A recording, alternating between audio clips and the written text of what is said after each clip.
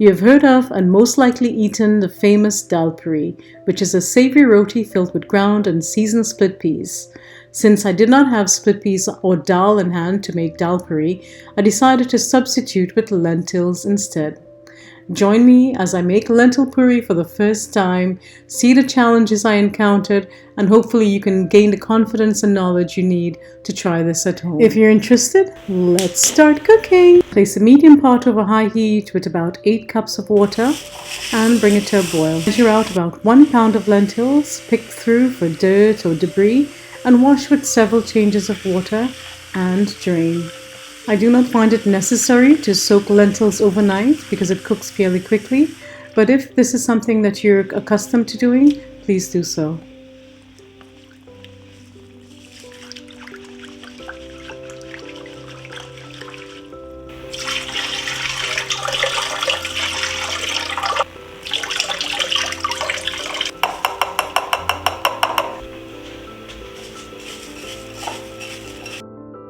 To the boiling water, I'll add about 1 tablespoon of Himalayan salt. Use whatever salt you have on hand.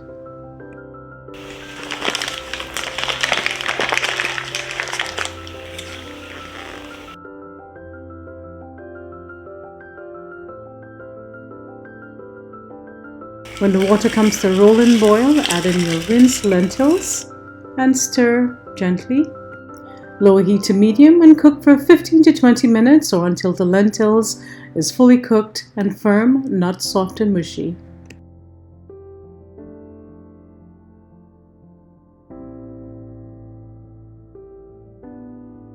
The lentil is ready when it crushes easily between your thumb and forefinger or any other surface. Just ensure that it does not feel grainy, because when you're rolling out the roti and if there are grains, your roti will not swell. I can feel a tough grain here, so I'll cook it for another 5 minutes. Once you're fully confident that it's ready, turn off the heat and strain.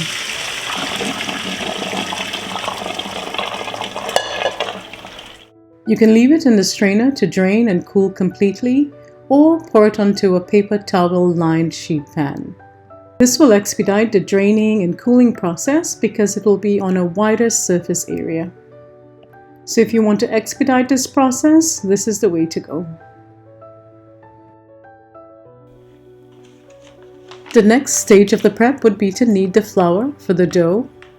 In a Dhalpuri or a lentil puri, the seasoned and ground lentils or dal will be stuffed inside the dough, sealed, then we'll roll it out and cook it. So this is the dough for the lentil puri. In a large bowl, I've added 4 cups of flour, that's equivalent to 20 ounces, baking powder about 2 teaspoons, brown sugar, salt, and a pinch of yeast. The link to the printable recipe is in the description box below. You will also need about 1.5 to 2 cups of lukewarm water. Next, we'll mix all the ingredients to combine. We'll gradually add water and knead to form a fairly soft dough. We will also employ the cooking with Rhea kneading methods. The first method is the side-to-side method. We're just moving the flour side to side while gradually adding water to ensure that all the liquid is absorbed in the dough and there is no more dry flour.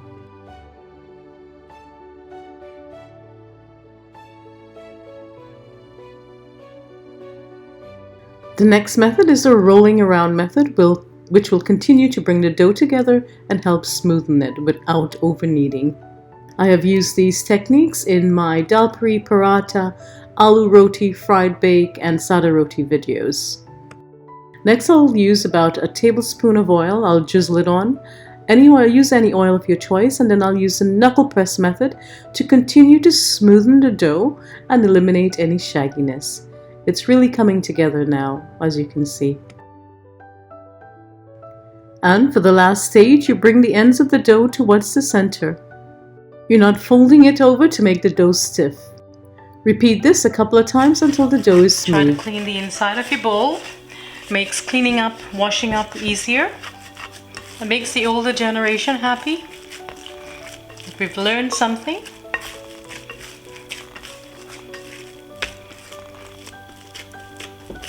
can use one hand or use both hands if one gets tired. And this is called a knuckle press. Cooking with Ria's knuckle press method. This bowl is just moving around and dancing. It's excited as much as I am. So now you're not going to fold it over, you're just going to fold it towards the center. I'm going to wash my hands, come back.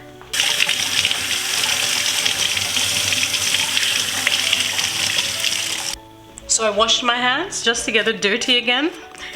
That's just a little bit of OCD there. I like my hands nice and clean. Also easier to finish up this process. Okay, I said that was the last one, but I promise this is the last one. You just make it into a big loyah, a big ball. See it's sticky at the bottom there? It needs a little bit of oil. I'm gonna cover it. If I don't get to it today, I'm gonna put it in a Ziploc bag and put it in the refrigerator. While the lentils are cooling and the dough is resting, we'll get the seasoning ready. I'm rinsing about 8 to 10 leaves of culantro, also known as ricao, shadubeni or bandania in Trinidad, along with a whole hot pepper and a couple of cloves of garlic. You can substitute the culantro with cilantro, its milder cousin, or scallion, and if you don't like hot pepper, you can eliminate it. In a food processor, add your garlic, your hot pepper, and culantro leaves and process until fine and smooth. You can add more or less of these ingredients based on your personal preference. Remove it from the processor and set it aside. You'll need it in just a couple of minutes. Ensure that the bowl of the food processor is dry and then add about a quarter cup of the lentils. At this point, I was very hopeful that it would grind as grainy as the split peas or the dhal for the Dhalpuri, as I've done in my Dhalpuri video, but that was not the case. It became a paste. I highly considered drying the lentil a bit more, maybe overnight on the counter, but my impatience didn't allow me to, so I continued. I thought maybe if I added more lentils, I could pull myself out of this dilemma.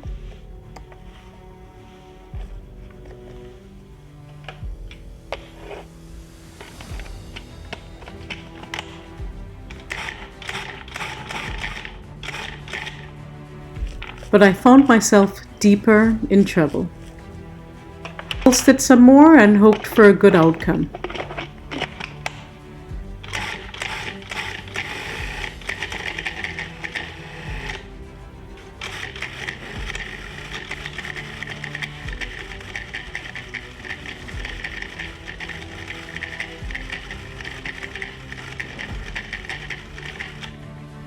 I tried to ricer hoping for a miracle, but it still came out grainy, which will not work when we're rolling out the dough. So on to the next plan. So back to the food processor, I was determined to make this work. I've encountered similar challenges when making Dhalpuri, so I knew there was a way out of this dilemma. I went back to the small quantities, but it still wasn't processing fine enough. At this point, it's evident that you needed more of the lentils to make a smooth paste. I've also given up all hope of a grainy or powdery texture like that of dhal. I think I needed to stop the comparison at this point and accept that a paste will have to work. Another thought came to mind: can I just mash this like mashed potato, eliminating the food processor altogether? Let's see. I added some more lentils to the bowl. Then I pulled out my swizzle stick and I pounded and pounded and pounded some more for a couple of minutes. Persistence is the key, they said. And then I realized that this was just too much work. The conclusion was that a food processor, or one of those traditional food mills like we have in Trinidad that you attach onto a table or a surface, or a more sophisticated ricer would work. I just didn't have that ricer to attempt, but I will not give up. I will continue to try to find the most efficient way to process this lentil. What's going through my mind here is, how can I save this recipe? How can I turn this paste into something that's usable, how can I give you the best recipe? The next step was to add lots of flavor to those ground lentils and try to evaporate some of that excess liquid. Added a couple of tablespoons of extra virgin olive oil because that's what I cook with. You can use whatever oil you like. And then I added the ground seasoning, the bandhania, garlic and hot pepper, and I stirred it until it became aromatic. I added in the mashed lentils and stirred it well to combine.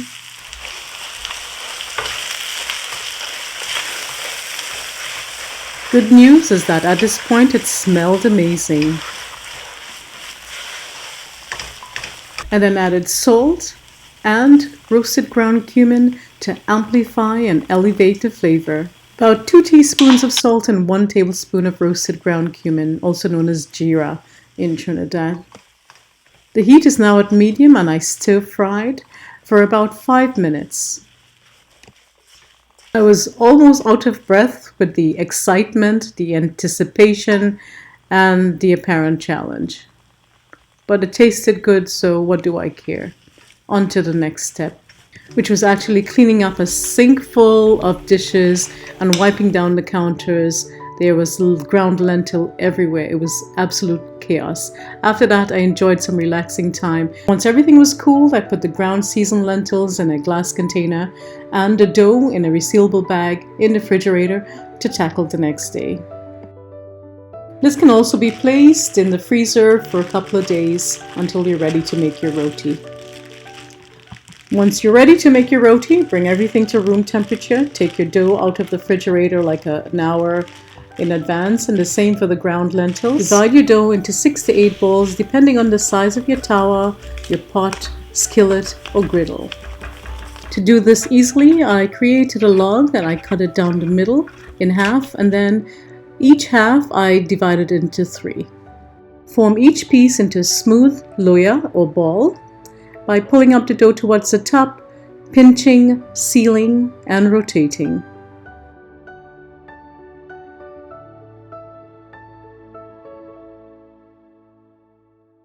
Repeat with the remaining pieces.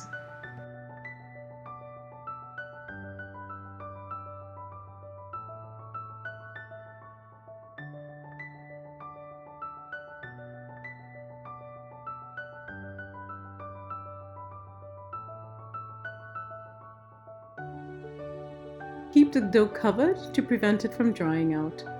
To make the filling of the dough much easier than what we did in the Dhalpuri video, I grabbed a handful of the ground lentils. I formed it into a ball and I set it aside. Each weighed about 4 to 4.5 ounces. Make the same amount as the number of loyahs you made. I made 6 loyahs, therefore I'm going to make 6 balls. That lentil paste we made in the food processor really worked in our favor. If there are any remainders, just seal it and place it in your freezer for the next lentil puri making session.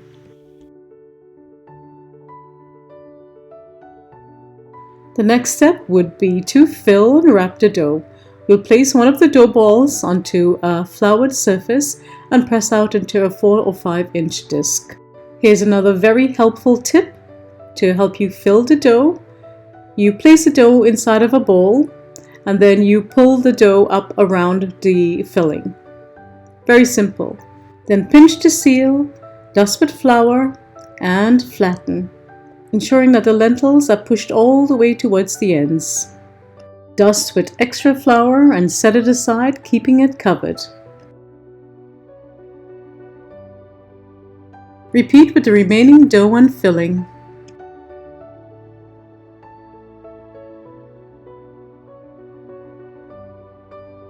If you seal the roti well, you have a better chance of the roti swelling or puffing, plus you won't have a mess.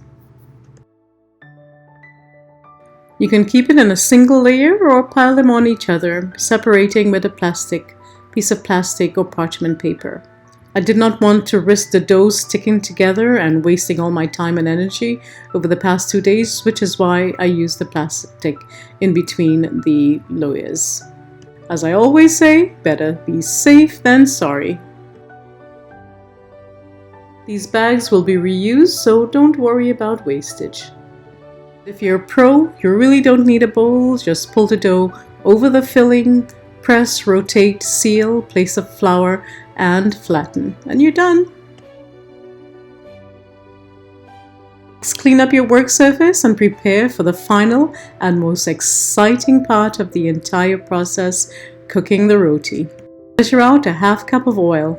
Today I'm using vegetable oil because I know that vegetable oil works in a Dhalpuri, but if I'm making it again for home and not to impress anybody on camera, I'll use a light olive oil. When ready to cook, heat the tawa over medium-high heat and brush with oil. If you're now learning the rolling out process, then you keep the heat on low. Next, sprinkle flour on the counter, place the filled dough, press gently to make another small disc, and roll out the dough, ensuring that the dough is even and the edges are not thick. Place the dough on your arm to secure it. During the transfer process, we're going to take it to the tawa. Place the dough gently on the tawa, press it out or push it out to form a round shape, then brush with oil.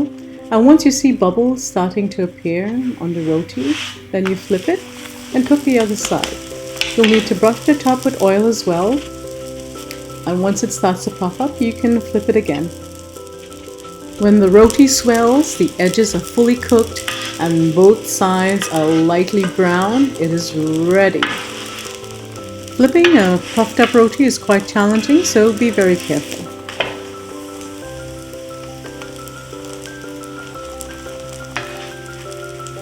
And yes, that flavorful filling is going directly in my mouth. Nothing goes to waste. Press the edges with a dabla or wooden spoon or the handle of a regular cooking spoon to ensure that it's fully cooked. And those brown bits on the roti equate to deliciousness. Place into a paper towel or cloth-lined bowl and set it aside. Get ready to make your next roti. I like cleaning the tawa in between rotis, and I'll also lower the heat because it takes a little time to roll out a roti. Repeat with the remaining dough. Looks amazing, smells fantastic, and it's absolutely delicious. This extra brown, crispy lentil puri was insanely delicious. The smells in the kitchen was so amazing that all the squirrels came to find out what was happening. Instead of walnuts, I know they wanted lentil puris today, but I wasn't sharing.